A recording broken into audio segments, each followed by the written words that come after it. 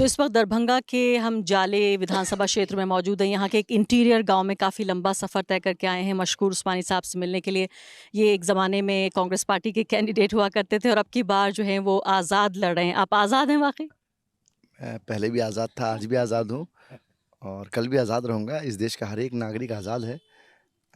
जब आपके पार्टी के सिंबल की डकैती हो जाए और कुछ बिचौलिए दलाल नेताओं के द्वारा सिंबल को बेच दिया जाए, तो कुछ स्टेप लेने पड़ते हैं पार्टी को बचाने के लिए। और जिस गठबंधन पे लोगों का भरोसा है, उसको बचाने के लिए कुछ स्टेप लेना पड़ता है। लेकिन अगर आपकी वजह से बाकी कुछ लोग कैद हो जाएं, आपकी आज़ादी की वजह से, मान लेते हैं कि अगर आप 8-10 हज़ार, 20 हज़ार, 25 हज़ार, मुझे पता नहीं जितने वोट आप ले पाएंगे, अगर उसकी वजह से सीट हार गया गठबंधन, तो इसका किसको? आप सोचती हैं कि मैं 8-10 हज़ार, 20-25 हज़ार वोट ले पाऊंगा? यहाँ की आवाम क्या सोचती है वो इम्पोर्टेंट है। यहाँ की आवाम के साथ मेरा घर घर का रिश्ता है। हर एक घर में मेरा आना जाना है, चाहे वो मुस्लिम समुदाय के किसी व्यक्ति का घर हो, चाहे वो दलित समुदाय के व्यक्ति का घर हो, चाहे पिछड़ा हो, अति पिछड़ा हो, अगड़ा हो। तमाम लोगों के घर से घर का मेरा रिलेशन है। 5 साल के अंदर जो हमने रिलेशन बनाया, हमने 5 साल के अंदर लोग कमाए हैं और उन लोगों के आदेश पे मैं चुनाव लड़ रहा हूँ। लोगों का ये कहना था कि ये जो हुआ ये अन्याय हुआ है। और आपने जिस तरह की यात्रा की, चूंकि हमने पिछले दिनों 2-3 महीने यात्रा भी की विधानसभा में, 478 किलोमीटर की पद यात्रा की मैंने अपनी विधानसभा में। और एक एक घर गया, एक एक चूल्हे तक गया, एक एक खेत खलियान गया, लोगों से मुलाकातें की, लोगों से बात की, उनके दुख को समझा, उनके दर्द को बांटा। तो तमाम लोगों का ये कहना था कि डॉक्टर साहब, आप 5 साल से क्षेत्र में थे, फिर आपने पदयात्रा की, लगातार आपका जो मास पब्लिक कॉन्टैक्ट है वो बना रहा, तो आपको चुनाव लड़ना चाहिए। और जो ये प्रत्याशी आए हैं, ये तो 10 साल से कहाँ थे पता ही नहीं है किसी को। ओवरनाइट उन्होंने पार्टी बदल दी, ओवरनाइट पार्टी बदल के महीने के लिए एक बार वो अनुकंपा पे एमएलए बने थे। अनुकंपा पे एमएलए बने थे 6-8 महीने के लिए। उसके बाद वो कहाँ गए किसी को पता नहीं। और ये सुबह इस पार्टी में है, शाम उस पार्टी में है, दिन किसी और पार्टी में गुजारते हैं, रात किसी और पार्टी में गुजारते हैं।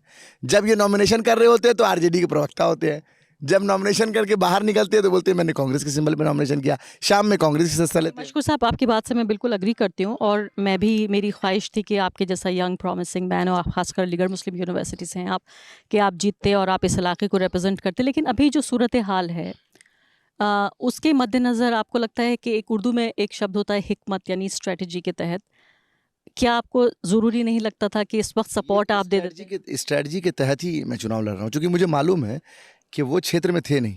क्षेत्र की जनता से उनका ना लगाव है ना जुड़ाव है।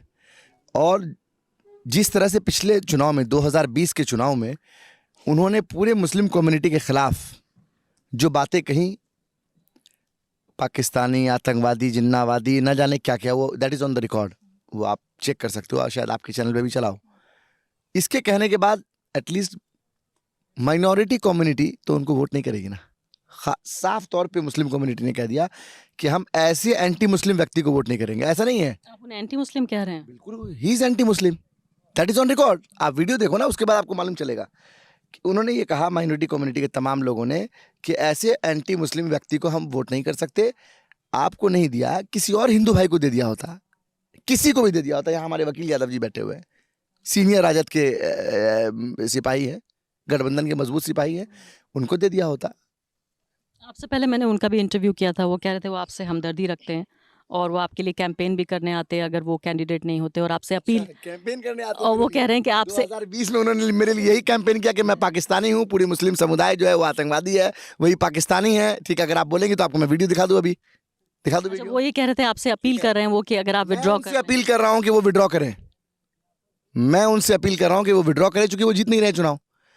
जो 10-20 हज़ार वोट वो काटेंगे, ठीक है, वो विड्रॉ करके समर्थन करें, तो उनके पाप का जो है पश्चाताप भी होगा, ठीक है, और साथ साथ यहाँ पर मजबूती मिलेगी। आपको एक बात और जानकारी के लिए बता दूं, बिहार में जाले विधानसभा एक ऐसी सीट है जहाँ पर महागठबंधन की पार्टियां महागठबंधन के सिंबल के सपोर्ट में नहीं। आपको मालूम है ये बात? प्रखंड कांग्रेस कमेटी, प्रखंड आरजेडी कमेटी, प्रखंड सीपीआई कमेटी, प्रखंड माले कमेटी, तमाम ने प्रेस कॉन्फ्रेंस करके हमको सहयोग दिया। इस बात की शायद आपको जानकारी है या नहीं, मुझे मालूम नहीं है। That is on record. मेरे फेसबुक और इंस्टाग्राम से लाइव चला है वो प्रेस कॉन्फ्रेंस, 3-4 दिन पहले की वो प्रेस वार्ता है, जिसमें तमाम प्रखंड। आप जीत गए तो आप आरजेडी और कांग्रेस, इतनी बड़ी बड़ी पार्टियों को हरा सकेंगे आप? मैं पार्टी को कहाँ हरा रहा हूँ? मेरे साथ आरजेडी है, मेरे साथ कांग्रेस है, मेरे साथ लेफ्ट है, सब तो मेरे साथ है ना। सब लोग ये कह रहे हैं कि ये पलटू राम लोग हैं, ये पलटू मिश्रा है, ये जीत के भी भाजपा में जाएगा, सबको मालूम है। अच्छा। सबको मालूम है कि जीत के भाजपा में जाएगा। और अगर आपकी पिताजी वजह अभी इनके जदयू में है, हाँ, आपकी पिताजी अभी इनके जदयू में, अभी इस वक्त एनडीए में है, और बेटा कांग्रेस से चुनाव लड़ रहा है। सुबह में जो है वो आरजेडी में था, तो चुनाव जीतने की अगली सुबह ये भाजपा में होगा या कहाँ जाएगा किसी को नहीं मालूम है। अगर आपकी वजह से मान लेते हैं आप दोनों के बीच में से, जैसा होता रहा है अक्सर जो मुस्लिम डोमिनेटेड सीट्स होती हैं कि बीच में से भाजपा निकल के चली जाती है, दो बिल्लियों की लड़ाई में बंदर जो है फायदा उठा लेता है। नहीं, ऐसा नहीं है, ये दो बिल्लियों की लड़ाई नहीं है। यहाँ पर लोगों ने कहा हम लोग शेर की तरह लड़ रहे हैं, तो वो बिल्ली हो सकते हैं, लेकिन यहाँ पर जो असली महागठबंधन है, जिनके साथ हम लोग 5 साल संघर्ष किए, भारतीय जनता पार्टी और एनडीए की सरकार से संघर्ष किए, एक एक चीज़ पर हम लोगों ने लड़ाई लड़ी, वो तमाम लोग कह रहे हैं कि हम लोग चुनाव जीत रहे हैं। अभी आप जो बैठे हैं ये भंवरपुरा इलाका है, और ये इलाका यादव बहुल इलाका कहते हैं इसको, मतलब जहाँ पे यादवों की आबादी ज़्यादा होती है वहाँ आप बैठे हैं, और यहाँ इतनी भारी संख्या में लोग आपको मिल रहे हैं। ये कोई मुस्लिम इलाका नहीं है, इत्तेफाक की बात है। इससे पहले जो मैंने आपको लोकेशन भेजा था वो एक मुस्लिम इलाके का लोकेशन था, क्योंकि मेरा कैंपेन वहाँ चल रहा था। अभी आप यादव इलाके में बैठे हैं और यहाँ पे इतनी भारी संख्या में लोग बैठे हैं, और यादव समुदाय के सबसे प्रतिष्ठित और माननीय व्यक्ति ये बैठे हैं, वकील यादव जी, उधर राम शिवालक जी, 100%। राम शिवालक जी के दरवाजा जहाँ बैठे हैं, ठीक है, ये वकील यादव जी हैं। इतना ही नहीं, हर समुदाय के लोग हैं, हर, ठीक है, विंदेश्वर यादव जी हैं यहाँ पे, ठीक है, ठीक है, और ये कांग्रेस के पुराने लीडर है। तो तमाम लोग हमारे साथ हैं। हमारे साथ देखिए भूमियार समाज से आने वाली त्रिपुरारी ठाकुर भी हैं हमारे साथ, ब्राह्मण समाज से आने वाले ये जहाँ के कैंडिडेट हैं, खड़े हुए जरा, शुभम मिश्रा जी हैं, ठीक है, पड़ोसी हैं कैंडिडेट के, 4 घर छोड़ के इनका घर है, ठीक है, जो यहाँ पर जिस घर में वो रहते हैं, जिनके घर में उनके रिलेटिव हैं, उनके पड़ोसी हैं ये, ठीक है, 4 घर छोड़ के। तो आप देख लीजिए तमाम जाति धर्म समुदाय के लोग यहाँ पर हैं, जिन्होंने मिलकर मुझे अपना प्रत्याशी बनाया है, और गठबंधन की तमाम पार्टियों ने मेरे अनाउंस करने से पहले मुझे समर्थन दिया। मैंने जब तक अनाउंस भी नहीं किया था तब तक उन्होंने कह दिया कि अगर उस्मानी साहब चुनाव अगर लड़ते हैं तो कांग्रेस पार्टी का समर्थन उनको है, प्रखंड कांग्रेस कमेटी अगर ने। आप जीत जाते हैं तो क्या बदलेंगे आप जाले की पॉलिटिक्स और समाज में? देखिए निश्चित तौर पर, चूंकि हम लोगों ने ग्रास रूट पर काम किया है, यहाँ की जो सड़कों का हाल बुरा है, नाले नहीं हैं, कहीं पे सड़क है तो नाला नहीं, नाला है तो सड़क नहीं, शिक्षा की व्यवस्था बहुत चरमरा गई है। 10-12 सरकारी स्कूल ऐसे हैं जहाँ पर जाने का रास्ता ही नहीं है, यू वोंट बिलीव, जाने का ही रास्ता नहीं है, इतना इतना पानी में लोग जाते हैं, और कैसे हमारी बच्चियां वहाँ जाती होंगी आप ये सोचिए। ये स्थिति है, टीचर्स जो आती हैं वो साड़ियाँ उठा के ऐसे आती हैं, तो इस तरह की स्थिति है कि स्कूल पे जाने का रास्ता नहीं, कहीं पे स्कूल की बिल्डिंग अच्छी है तो टीचर नहीं है, जहाँ टीचर है वहाँ बिल्डिंग अच्छी नहीं है।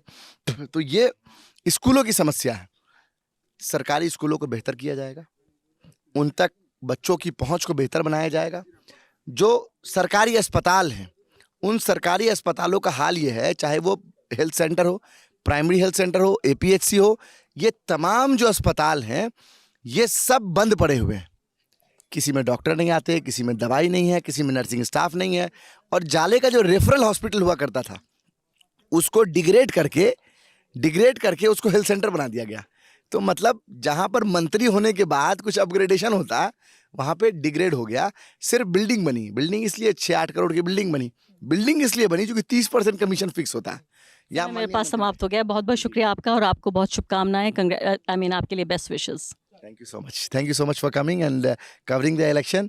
मैं बस आपके माध्यम से यही कहूँगा कि जाले एक मैसेज दे रहा है, और मैसेज पूरे देश को दे रहा है। वो ये मैसेज दे रहा है कि कोई भी एंटी मुस्लिम सोच का या एंटी कास्ट, किसी भी कास्ट के विरोध में कोई बयान देने वाला व्यक्ति अगर किसी भी पार्टी के चुनाव चिन्ह पे भी चुनाव लड़ेगा तो तमाम लोग उसके विरोध में खड़े होंगे, क्योंकि वो समाज को में सांप्रदायिकता फैलाता है, समाज को डिस्टर्ब करता है, और लोग समाज में शांति चाहते हैं।